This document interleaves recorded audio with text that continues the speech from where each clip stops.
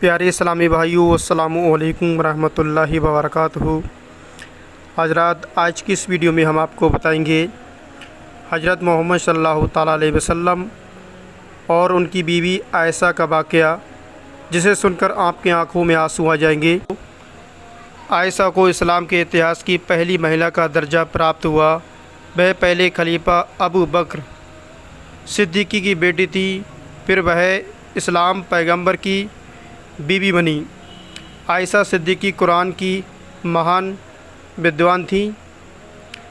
हदीस के उन्हें मुंतहिद का दर्जा प्राप्त था।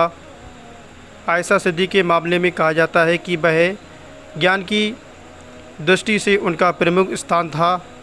वह मुस्लिम महिलाओं में से सबसे बड़ी नायाबित थी और वह धर्म और साहित्य से सबसे ज़्यादा जानकार थी।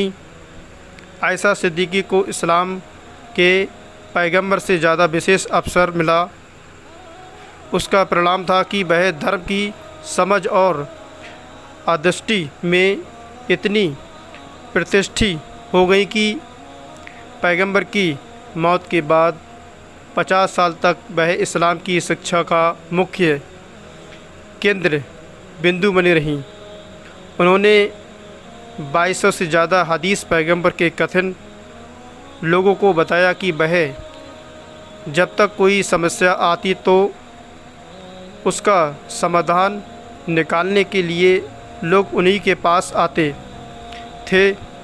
आयशा सिद्दीकी ने कई स्थानों को सही किया जो इस्लाम के पैगंबर के शब्दों में सही व्याख्या नहीं कर रहे थे। इस्लाम के पैगंबर से सुनाई गई हदीसें ज़्यादातर मजलिस के प्रवचन से संबंधित है।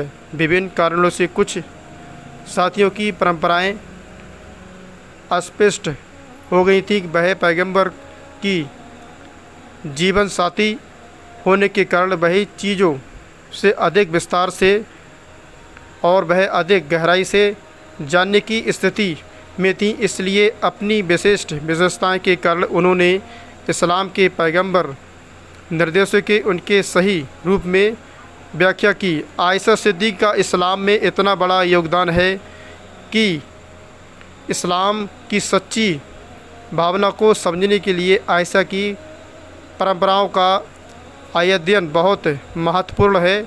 उनके जीवन का सबसे महत्वपूर्ण हिस्सा यह था कि अपनी असाधारण विद्वत और इस्लाम के प्रति अपने पूरे जीवन के समर्पण के परिणाम स्वरूप में गहरी धार्मिक अंतर्दृष्टि प्राप्त की।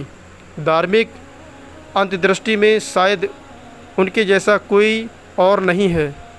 फिर इस धार्मिक अंतर्दृष्टि के साथ उन्होंने लगभग आधी सदी तक सीधे मुसलमानों का मार्गदर्शन किया। तो दोस्तों, ये है हमारे पैगंबर मोहम्मद सल्लल्लाहु ताला अलैहि वसल्लम और आयशा का वाक़या।